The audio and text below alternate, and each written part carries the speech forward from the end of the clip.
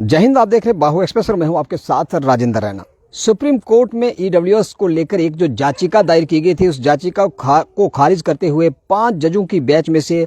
3 जजों ने इस बात पर सहमति जताई है कि देश के अंदर ईडब्ल्यूएस को लेकर, यानी कि इकोनॉमिकल वीकर सेक्शन को लेकर, आर्थिक रूप से कमजोर वर्ग को लेकर, उच्च शिक्षण संस्थानों से लेकर नौकरियों में,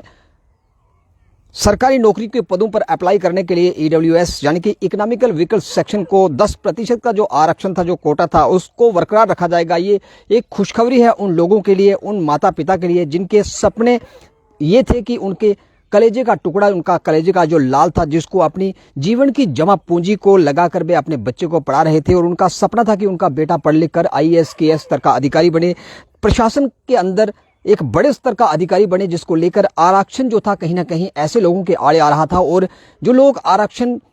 का लाभ उठा रहे थे उनको मात्र 50% अंक लेकर ही वे सरकारी कोटे के अनुसार वे सरकारी पद तक पहुंच जाते थे और उस पद को प्राप्त करने के लिए उनको जो आरक्षण था वह काफी हद तक उनके लिए लाभकारी सिद्ध हो रहा था। और कुछ लोग ऐसे, कुछ बच्चे ऐसे जो पढ़े लिखे होनहार, जिनके अंदर काबिलियत थी और उस पद तक पहुंचने के लिए उनके आड़े सबसे बड़ा जो आरक्षण आ रहा था, ऐसे बच्चों के लिए, अब होनहार युवाओं के लिए एक खुशखबरी कि अब इकोनॉमिकल वीकर सेक्शन के जो लोग हैं उनके लिए 10% जो आरक्षण था वह सुप्रीम कोर्ट के आदेश के बाद अब वह लागू रहेगा। और इस याचिका को फिलहाल खारिज कर दिया गया है। सरकार ने संविधान के 103वें संशोधन और अधिनियम 2019 की वैधता को बरकरार रखते हुए कहा है कि जिससे सामान्य वर्ग के लोगों को 10% ईडब्ल्यूएस आरक्षण प्रदान रहेगा। और अब उच्च शिक्षण संस्थानों से लेकर नौकरी हासिल करने के लिए,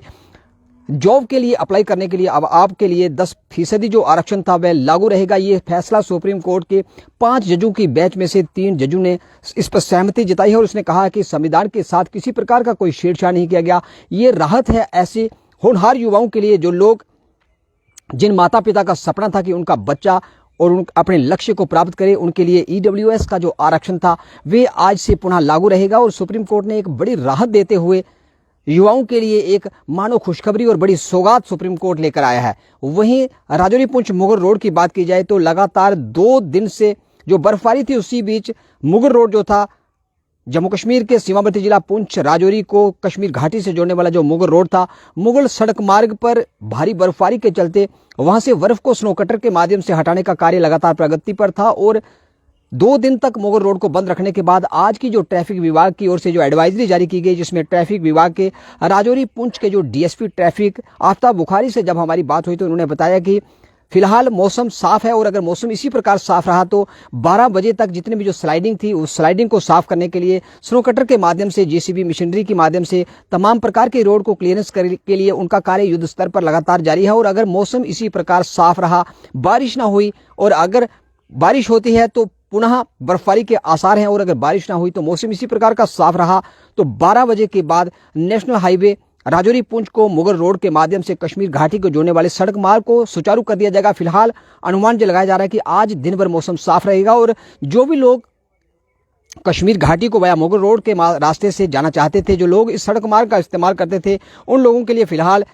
यही हिदायत है कि आप 12 बजे तक का इंतजार करें। और 12 बजे के बाद ट्रैफिक विभाग की ओर से किस प्रकार की एडवाइजरी जारी की जाती है, अगर मौसम साफ रहा तो आप इस सड़क मार्ग का इस्तेमाल कर सकते हैं, अन्यथा इस सड़क मार्ग से आप ना जाएं, क्योंकि वहां पर भारी फिसलन और बर्फबारी के चलते आप लोग वहां पर इस सड़क मार्ग के अंदर फंस सकते हैं। इसलिए नियमों का पालन करें और आप अपने जीवन को, अपने गंतव्य तक पहुंचने के लिए अपने आप को सुरक्षित रखें। फिलहाल मॉर्निंग अपडेट में हमने आपके साथ ईडब्ल्यूएस को लेकर और मुगल रोड सड़क मार्ग को लेकर हमने अपडेट जारी की, और जैसे कोई मुगल रोड को लेकर और अपडेट ट्रैफिक विभाग की ओर से, एडमिनिस्ट्रेशन पुंछ की ओर से जो भी ट्रैफिक एडवाइजरी जारी की जाएगी, हम तमाम दर्शकों के साथ फिर से साझा करेंगे। तब तक आप देखते रहें बाहु एक्सप्रेस, वीडियो जर्नलिस्ट सत्यनारायण के साथ। बाहु के लिए मैं राजेंद्र रैना।